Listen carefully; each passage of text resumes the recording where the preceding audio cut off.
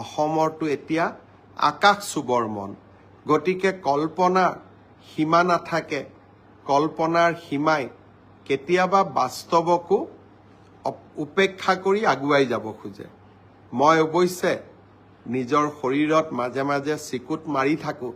যাতে কল্পনা আৰু বাস্তৱৰ মাজত এটা সামঞ্জস্য থাকে এতিয়া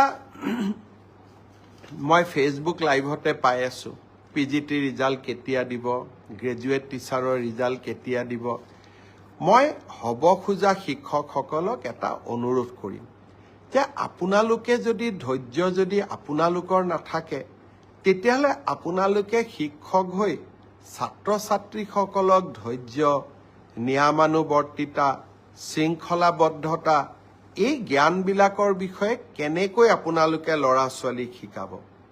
মই আপোনালোক যি ধৰণে উদ্গ্ৰীৱ হৈ আছে মোৰ চিন্তা সিমানেই বাঢ়ি গৈ আছে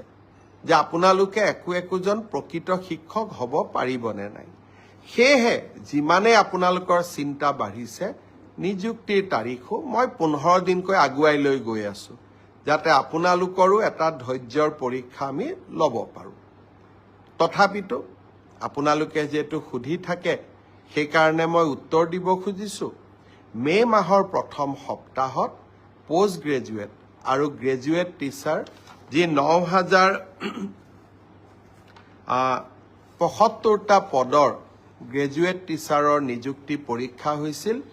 তাৰ ফলাফল সেবাই ঘোষণা কৰিব কিন্তু তাৰ পিছত আপোনালোকৰ ডকুমেণ্ট ভেৰিফিকেশ্যন হ'ব আৰু ফাইনেল নিযুক্তি 10 অক্টোবৰত হ'ব আৰু 10 অক্টোবৰলৈ আপোনালোকে ধৈৰ্য ধৰিবই লাগিব কাৰণ আমিও আপোনালোকৰ অকণমান ধৈৰ্যৰ পৰীক্ষা কৰিব খুজিছোঁ ঠিক সেই ধৰণে যিসকল শিক্ষকে মোক সুধি আছে 5,550ৰ লিষ্ট কেতিয়া দিব আপোনালোককো মই জনাব খুজিছোঁ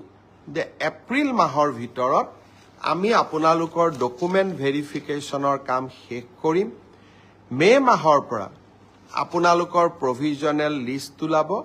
কিন্তু নিযুক্তি 10 অক্টোবৰত হ'ব আৰু তেতিয়ালৈকে আমি সকলোৱে ধৈৰ্য ধৰিম কোনোবাই ক'ব পাৰে যে নতুন নিযুক্তিৰ ল'ৰা ছোৱালীয়ে যদি ইমান দেৰিকৈ দিওঁ তাতো পোষ্ট ল'ব নেকি নহয় নতুন নিযুক্তিৰ তালিকা 10 অক্টোবৰৰ পিছত ওলাব গতিকে 10 অক্টোবৰত যিসকলে নিযুক্তি পাব তেওঁলোকে স্বাভাৱিকভাৱে নতুন নিযুক্তিত এলপিৰ শিক্ষক এলপিত অৱতীৰ্ণ হ'ব নোৱাৰিব কিন্তু তেখেতসকলে ইউপিৰ পৰীক্ষাত বা আপাৰ প্ৰাইমেৰীৰ মেৰিট লিষ্টত তেওঁলোকৰ নাম ডেফিনেটলি অন্তৰ্ভুক্ত হ'ব পাৰে গতিকে মই সকলোকে ধৈৰ্য ধৰিব ক'লো গ্ৰেজুৱেট আৰু পোষ্ট গ্ৰেজুৱেট টিচাৰৰ ৰিজাল্ট মে' মাহত কিন্তু আফটাৰ ডকুমেণ্ট ভেৰিফিকেশ্যন নিযুক্তি 10 অক্টোবৰত তেনেকৈ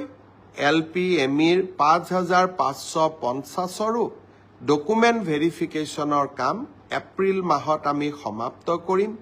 মাৰ্চ মাহৰ পৰা প্ৰভিজনেল লিষ্ট ওলাব কিন্তু নিযুক্তি 10 অক্টোবৰত হ'ব